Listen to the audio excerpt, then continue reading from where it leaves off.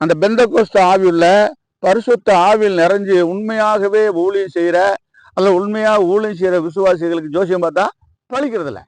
அப்ப இங்க பழிக்கிறது இல்லை, இன்னொரு அதே கிறிஸ்தவனுக்கு பழிக்குது. அப்ப என்னடா காரணம்னு வந்து தெரியாம இருந்தோம். ஆனா நான் ஞானஸ்தானம் எடுத்து இயேசுக்குள்ள வந்ததுக்கு பின்னால்தான் தெரியுது, ஆரோனுடைய கோத்திரம் ஊழியக்கார கோத்திரம்.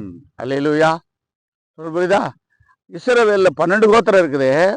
அந்த 12 கோத்திரத்துல ஆரோன் கோத்திரம் தான் ஊழியக்கார கோத்திரம். அந்த ஊழியக்கார கோத்திரத்துல எப்படி அந்த கோத்திரத்தில் உள்ளவங்க மட்டுமே ஊழியக்காரனாக தேவ பணி செய்தார்களோ, பாஸ்டலாக மாறினாங்களோ, அதே போல இந்த 9 கம்பளத்துல நாங்க கம்பளத்தை நாய்க்கிற ஆண்டவருக்குன்னு ஜோசியம் பார்க்கிறவங்களா நாங்க பிரிக்கப்பட்டு, நாங்க வீரபாண்டிய கட்டபொம்மு ராஜகம்பளம், நாங்க கோடாங்கி கம்பளம், ஒரே பங்காளிகளா, ஒரே பங்காளிகள்ல நாங்க கோடாங்கி கம்பளம், அவங்க ராஜகம்பளம். அல்லேலூயா. அப்ப நீங்க இதுக்கு பின்னாலதான் பரிசுத்த ஆவி என்னான்னு தெரியுது.